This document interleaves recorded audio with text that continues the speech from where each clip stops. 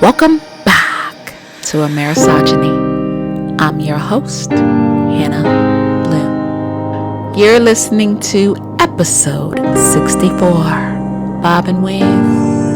Yes, that's the title of this week's episode, because the stories that I'm going to bring you today remind me of the old boxing matches I used to watch with my grandmother when I was a little girl. The people in these stories are being hit and attacked, sometimes physically and sometimes mentally. But either way, many of them had to do a little bobbing and weaving. President Joe Biden is doing some bobbing and weaving after the debate he did with former President Donald Trump, and people are calling for him to step down. I'm going to say how I feel really quickly. I don't care what condition he's in. I'm voting for Joe Biden this November, because I'll be damned if I want to see Donald Trump back in that White House again. President Biden came to Raleigh, North Carolina and gave a damn fine speech. No one seems to be talking about that. I've never cared about what rich people want, and I'm not going to start now. Some of them want him to step down and move aside. Move aside for who? Hakeem Jeffries? Are we forgetting that we live in the most racist country in the world? Do you actually think people are going to vote for another black man to be the president of the United States, even after we had a wonderful president, President Barack Obama? Here's the truth. And if you don't like it, you can turn me off and stop listening to me. I don't care. Here's the truth. It was only because some Americans were so outraged that President Barack Obama won 2 terms in the first place. That's the reason why Donald Trump got in office. Because racists were outraged that a black man was the president of the United States, and they could not find one scandal on him. Not one. Look it up. And he did a damn fine job for this country. Oh yeah. He would have did even better had turtleneck Mitch McConnell and other conservatives not blocked everything he tried to do. Oh yeah. Mitch McConnell admitted that. Look it up. He was proud of it. America, I don't think it's going to be in my lifetime. America is not ready for another black man to be in office. And since we're talking about black, now this wasn't my topic for today, but I'm going to speak my piece. Since we're talking about black, let me tell you what the real fear is. A lot of these outspoken Americans, and I've noticed they are rich white guys. It's not his cognitive deficit that they're so worried about. Here's what they're worried about. That Joe Biden will die. And when that happens, guess who's going to be the next president of the United States of America? Vice President Kamala Harris. And let's be real, America would rather burn itself to the ground than to see a black woman be their commander-in-chief. Oh yeah. You know, they want to flirt with Michelle Obama could beat Trump. First of all, Michelle Obama had 8 years in the office next to her husband. She was called everything from a man to the N-word, and so were her daughters. Michelle Obama, in my opinion, is not trying to come back to the White House for another 8 years of that. Okay? That's why they want him to step down. They would rather see Hakeem Jeffries lose than a black woman win. Well, guess what? I'm hoping that Biden has another healthy 4 years, but if not, Kamala Harris will be our president. And you know what? I think it's time. I think Hillary Clinton should have been the first female president, but we know what happened with that, don't we? For President Biden, here's my advice. Keep bobbing and weaving until November. Because the majority of us remember how crazy and racist and toxic and destructive Trump is. We remember when his supporters came to the Capitol and tried to overthrow their own government. Traitors to the USA.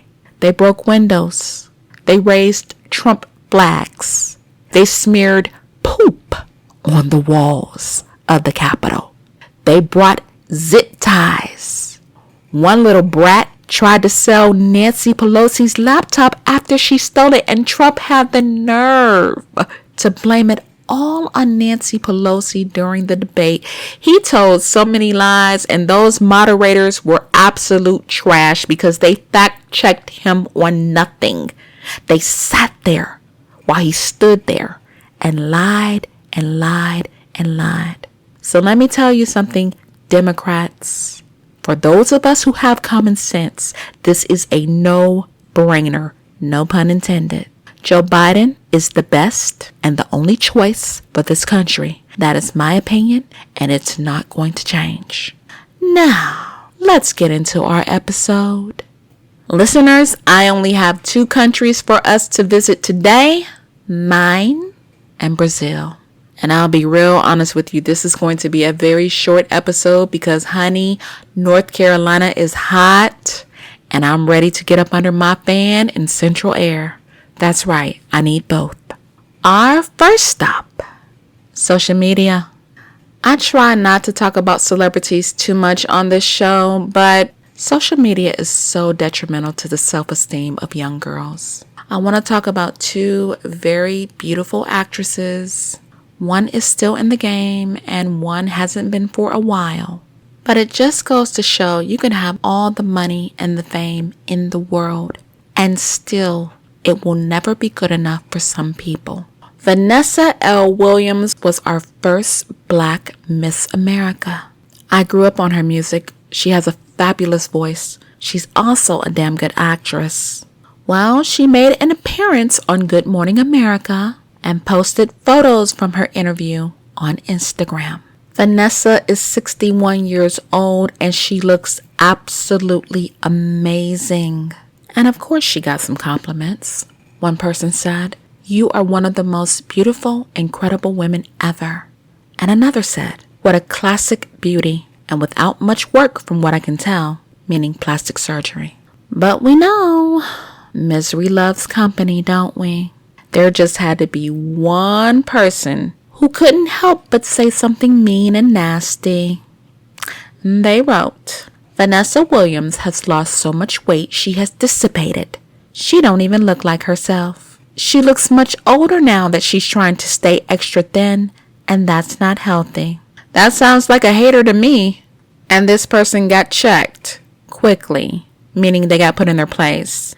Because someone said, "Well, first of all, she looks incredible," and I agree, she does. She does not look older even though she is. Correct again. When have you ever seen the Vanessa Williams looking girthy? She actually works out, stays in shape, and loves her family immensely. So, for you to even get up this morning and decide to post some negative crap like this under such a positive post on her page shows that you're not a fan.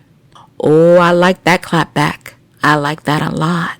And let me tell you, this person hasn't been the only one to drag Vanessa. Some have accused her of using Ozempic to lose weight. They criticized her when she posted a selfie with no makeup. People are just mean and evil, miserable. But I'm not going to stop here.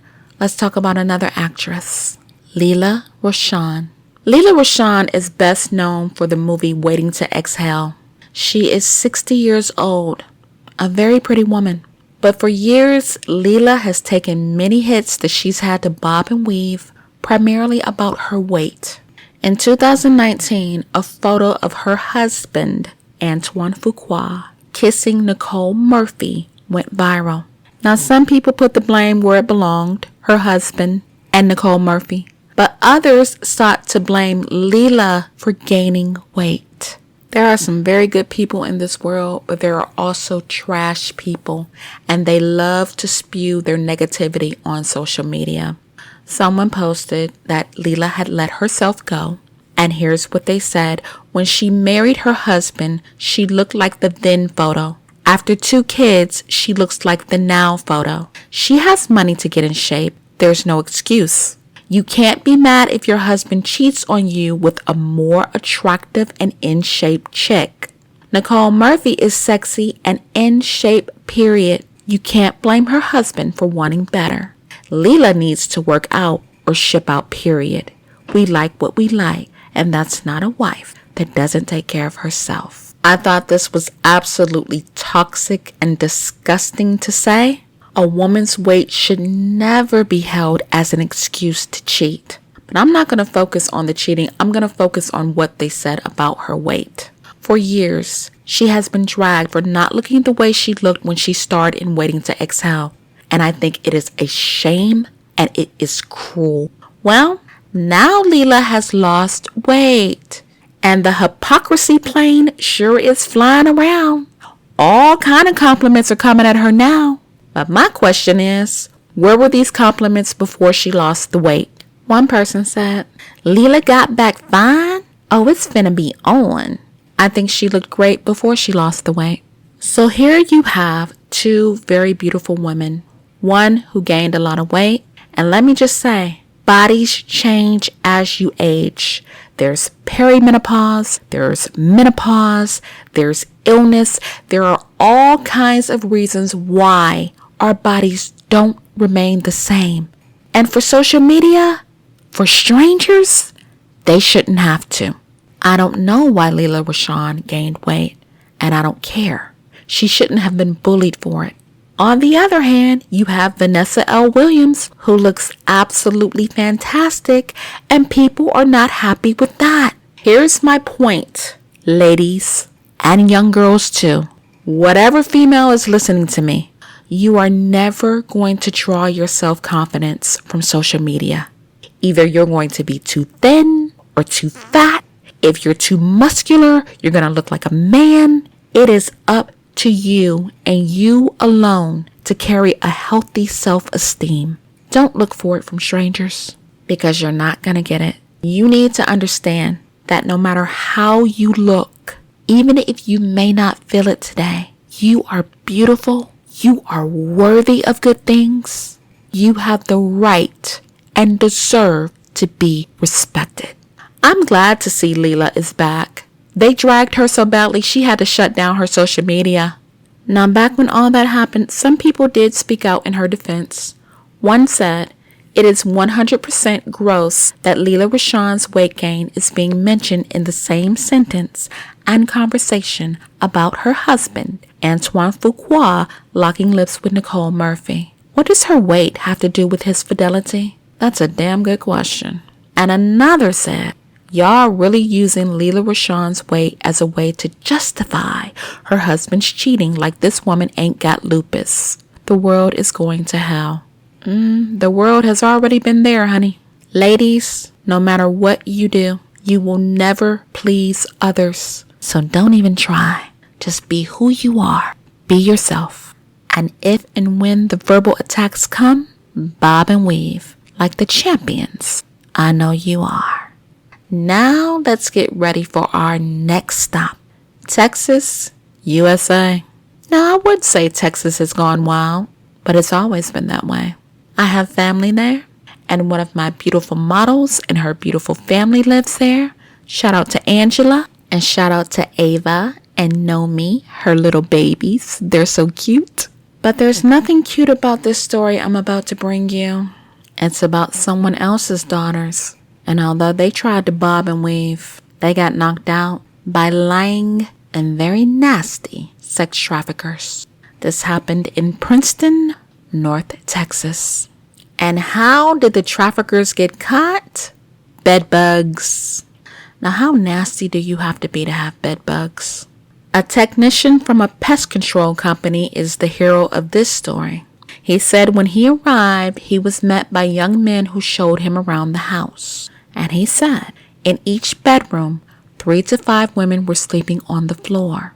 He saw a large amount of suitcases and no furniture beyond folding tables and air mattresses.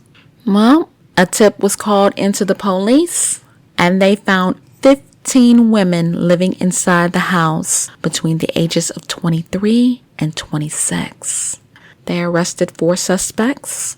I'm only going to say their last names: Male, Desiree, Gunda, and Katori. When police spoke with the women, they found that the women thought that they were applying for an internship to learn JavaScripting or computer programming. But that was a lie. Princeton police are working with the Department of Homeland Security to study laptops, phones, and fake documents they got from the house. Police suspect the operation is much larger, with maybe 100 victims or more. Lieutenant Jesus Rodriguez says, and we believe they may have other homes in the area for this operation as well. He says he doesn't know what will happen to the victims, and it's up to the courts. The suspects have all been released on bond, and Katori had the nerve to request permission to travel the country on business. What kind of business? Trafficking women? Their bails weren't set high enough. After what they've done, they shouldn't be walking around free. Ladies, even if you're applying for a job, you're going to have to do a lot of bobbing and weaving just to make sure if it's legit. Sex trafficking is real, and these men will say and do anything to make a buck off of women. Bedbugs. How nasty is that? Well, they're a bit less nastier than racism, and that brings me to our next story. Still in Texas, folks. Let's mosey on over to Manville, Texas. A mother says her 2 young boys have suffered from racist attacks for more than a year. And from whom? A racist white man who had the nerve to hang a noose in his yard. And although she went to the police did nothing about it until a family member went to the mayor. Mayor Dan Davis said he learned about the hateful incidents over the weekend of June 29th through the 30th and immediately launched an investigation. Manville is a suburb in Houston, and the mother lives there with her father. They spoke out at a Manville City Council meeting and confronted the police, demanding that they take action. The mother's name is Kat Ducommun, and she said her neighbor hung the noose in his yard directly in front of her house with a message for her young son. According to Kat, he told her, "Well, I have something for your little boy," and pointed to a tree where a noose was hanging. At the city council meeting, she was shaking and in tears. She said, "Told your officers and nothing happened. I'm sorry I'm getting emotional, but I'm a mom just trying to do this for my kids." And the grandfather went to the police as well on 4 different occasions to complain. According to him, they blew him off. He said one officer told him, "Well, what do you want us to do about it?" Kat says the noose was the last straw for her. So now she's talking to the press and civil rights advocates, as she should. She also wants the district attorney's office to get involved. She says the neighbor has pointed lights at their house throughout the night and let his dog off the leash to chase her son. She says their house looked like Christmas every night, but the police told her, "Well, just get blackout curtains." And she said, "Well, why do I have to get blackout curtains when a known racist is across the street from my children?" The police even told her that the noose was freedom of speech. Can you believe that? If you're listening outside of the United States, this is what life is like for Black people all the time. This is what we deal with. This is what we live with. It is not playing the race card. It is not complaining with no reason. We speak up because we have something to speak up about. Now, after the mayor lit a fire under his tail, Manville Police Chief Keith Traylor promised immediate action and said police are now investigating the allegations of racism and racial threats. But he initially told a reporter that the police needed proof of a racially motivated threat regarding the news. Kat said her father thought about moving, but she said, "For what? if they move, this is going to happen to someone else who comes to live there. And she's correct. They should not have to move. The police should do their jobs and do something about it. But when police forces are racist, that's what happens. And yeah, I said what I said. For them to excuse such vile, unjust actions by a man who is clearly racist, that means they're in agreement with him. Well, the mayor seemed to condemn the actions when they were brought to him, and he confirmed the noose is down. He said, "I am deeply troubled by this, and I want to be unequivocally clear. Racially motivated actions are abhorrent and have no place in our city, nor do they reflect the values of our community or our city council." He also said that they were informed the lighting was taken down, which is, by the way, a violation of the city code. And he says, if the neighbor continues to violate the city code, they will issue daily citations until it's addressed. Now, he's doing what the police should have done the first time. And let's get this out of the way. Symbols of hate, like a noose, are not protected under the First Amendment if they're used to target or threaten an individual. The only time they're protected under the Constitution, which they shouldn't be, is if they're worn or displayed in a public place, such as a march or a rally. And we know the Klan is good for that, don't we? I feel so sorry for this family, and I absolutely agree with the mother when she said, nobody should have to deal with this. My kids should not have to deal with this. They should not have to be raised next to this. And she's right. It is 2024, you guys, and we still have disgusting racists in this country. And I'm going to say it again. That's another reason why Donald Trump should never be president of the United States ever again. This is what he approves of. The last thing this country needs is him as a leader. But back to this family. This mother had to bob and weave for the safety of her kids. And why? Isn't that the job of the police, to protect and serve? I applaud her for standing up for her boys, and I hope she gets the justice they so richly deserve. Well, we know racism isn't just in America, folks. It's all across the globe. 3 young black males had to bob and weave from police, and it all went down on our last stop, Brazil. Now, Brazil is a country that listens to us often. Extending a warm shout out to all of our listeners in Brazil. And get ready, because this one is for you. As I said, the 3 black boys had to do some bobbing and weaving. But now it is Brazil's Ministry of Foreign Affairs that has to do some bobbing and weaving. Because the 3 young black males were the sons of foreign diplomats. Oh, yeah, babe. So what happened? These young, innocent boys were held at gunpoint and searched by federal police officers when they had done nothing wrong. And how did this story go viral? A mother of one of the teens uploaded video footage on social media. And of course, there was nationwide outrage. This happened in Rio de Janeiro. 3 black boys and 1 white arrived in Rio for a 5-day vacation to celebrate the end of the school year. Well, here's what the dumb racist cops didn't know.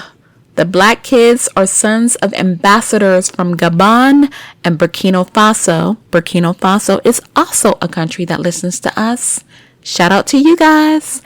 And the 3rd black teen is the son of a Canadian diplomat. These boys are 13 and 14 years old. It was the first time they traveled without their parents. And as a result, they're going to be emotionally scarred for the rest of their lives. The racist cops actually pressed guns to their heads and forced the boys to expose their genitals to check them for drugs. Now, I don't know about you, but that sounds like pedophiles to me.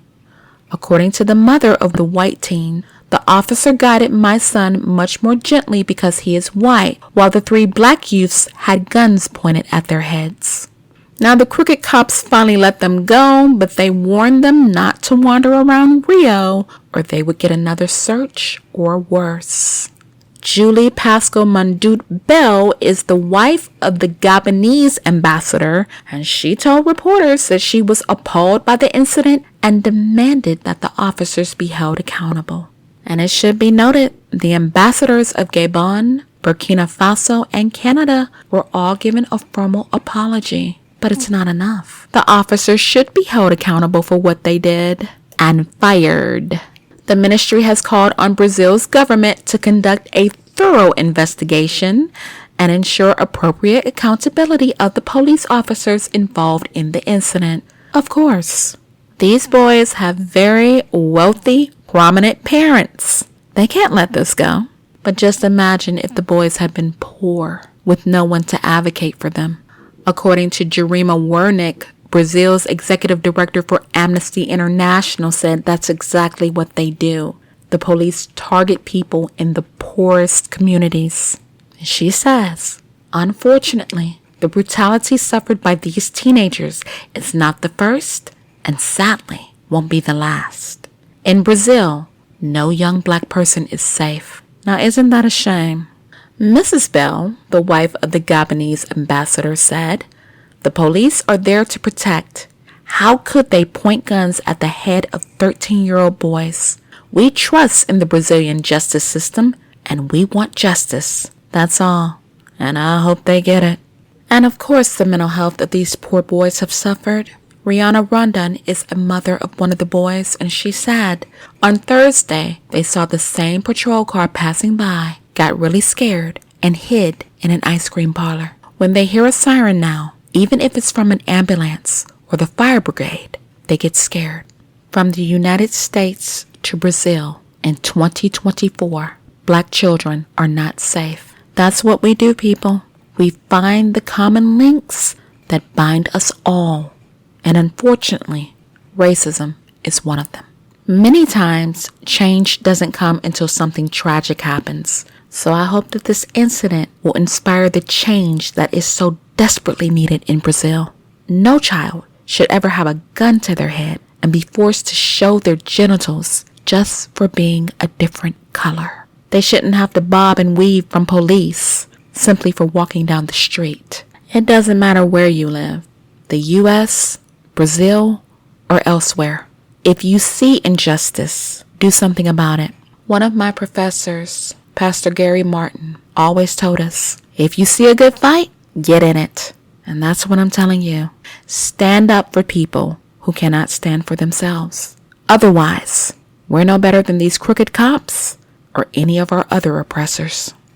And with that, I'm out of time. If you learned anything from today's episode, feel free to follow me. By now you know where. Podbean, Apple Podcasts, Samsung, Spotify, iHeartRadio, and more. Shout out to the 40th foreign country to join our Amerisogyny podcast, South Korea. Welcome. We've been waiting a long time for you. I will be back with more stories. Until then, be easy, have a good weekend, take care of yourselves, and as always, God